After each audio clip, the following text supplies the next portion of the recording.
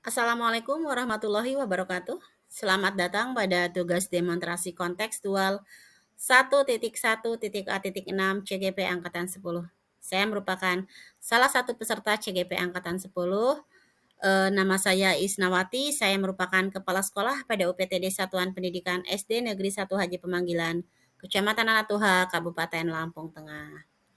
Pada tugas kali ini, saya akan merefleksikan pembelajaran yang berpihak pada murid yang berdasarkan pada satu, pemahaman gagasan dan prinsip pendidikan berdasarkan pemikiran Ki Hajar Dewantara. Yang kedua, pemahaman untuk memfasilitasi murid agar tumbuh sesuai dengan kodratnya. Yang ketiga, penerapan pembelajaran yang memerdekakan murid. Pertama, prinsip pendidikan berdasarkan pemikiran Ki Hajar Dewantara. Seperti kita ketahui ada 3 filosofi Ki Hajar Dewantara yang kita kenal sampai sekarang, yaitu Ing Arso Sung Tulodo, Ing Madya Mangunkarso, dan Handayani. Pembelajaran yang berpihak kepada murid tidak terlepas dari peran pendidik.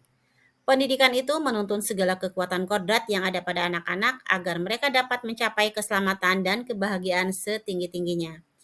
Pendidik itu menuntun tumbuh atau hidupnya kodrat yang ada pada anak-anak agar dapat memperbaiki lakunya, hidup dan tumbuhnya kodrat anak.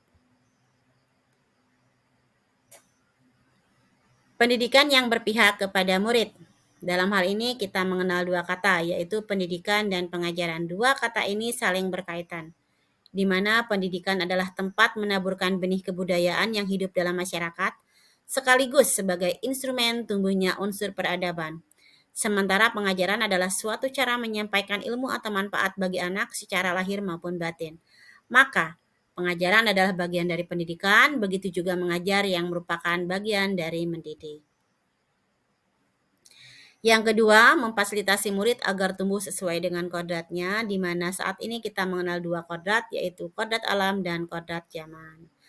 Apa yang dimaksud dengan kodrat alam? Kodrat alam merupakan hal yang berkaitan dengan sifat dan lingkungan di mana peserta didik berada. Kodrat alam yang dimaksud adalah kekuatan potensi atau keadaan diri yang secara alamiah melekat pada diri masing-masing peserta didik. Kodrat alam mengacu pada potensi bawaan anak, termasuk bakat yang dimilikinya, latar belakang etnis, serta lingkungan budaya tempat anak tumbuh besar. Dari sini kita bisa mengambil kesimpulan bahwa kodrat alam anak yang tinggal di pedesaan akan berbeda dengan kodrat alam anak yang tinggal di perkotaan. Begitu pula kodrat alam anak yang berada di Indonesia maka akan berbeda dengan kodrat alam anak-anak yang tinggal di luar negeri. Kodrat zaman.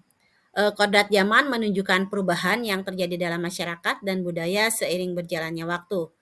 Pendidikan yang relevan harus mampu beradaptasi dengan perubahan zaman agar dapat mempersiapkan anak-anak untuk menghadapi tuntutan masa depan. Tidak hanya mencakup kemajuan teknologi dan ilmu pengetahuan, tetapi juga perubahan dalam nilai-nilai, norma sosial, dan tren budaya.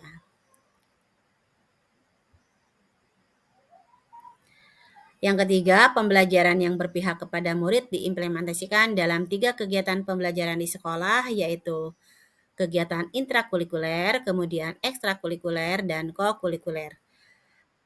Kegiatan ekstrakurikuler merupakan kegiatan yang memang sering dilaksanakan atau memang wajib dilaksanakan dalam pembelajaran di sekolah, yaitu pada saat ini kita mengenal dengan pembelajaran paradigma baru. Contohnya, pembelajaran yang berpihak pada murid, contohnya dapat menerapkan pembelajaran berdiferensiasi. Sementara untuk kegiatan ekstrakurikuler merupakan kegiatan pembelajaran tambahan di mana dalam hal ini dalam kegiatan ekstrakurikuler ini siswa dibagi sesuai dengan minat dan bakatnya. Jadi siswa yang berketerampilan dalam bidang olahraga maka akan mengikuti kegiatan ekstrakurikuler olahraga. Begitu pula siswa yang memang mempunyai keterampilan dalam bidang kesenian maka akan mengikuti kegiatan ekstrakurikuler dalam bidang kesenian. Selanjutnya yang ketiga yaitu kokurikuler. Dalam hal ini saat ini kita mengenal dengan suatu proyek yang kita kenal dengan nama proyek penguatan profil pelajar Pancasila. Ki Hajar Dewantara pernah berkata, maksud pendidikan adalah menuntun segala kekuatan kodrat yang ada pada anak-anak agar mereka dapat mencapai keselamatan dan kebahagiaan yang setinggi-tingginya, baik sebagai manusia maupun anggota masyarakat. Demi menuntun kodrat murid-muridnya kita, maka pembelajaran termasuk kurikulum harus menyesuaikan kebutuhan. Kita, guru juga harus terus belajar mengikuti perkembangan dan tren masa kini. Kesimpulannya, pendidikan sejatinya dapat mengantarkan murid untuk keselamatan dan kebahagiaan yang berpijak pada metode Ingarso Sung Tulodo. Artinya, sebagai guru kita di depan memberikan teladan, Ing Madya Manggun Karso sebagai guru di tengah kita membangun kehendak. Kemudian Tutwuri Handayani, sebagai guru juga kita senantiasa memberikan dukungan dan motivasi kepada peserta didik. Demikianlah tadi refleksi pembelajaran mengenai pemikiran pembelajaran yang berpihak kepada murid berdasarkan pemikiran Ki Hajar Dewantoro. Terima kasih. Selamat bertemu lagi dalam tugas-tugas selanjutnya. Assalamualaikum warahmatullahi wabarakatuh.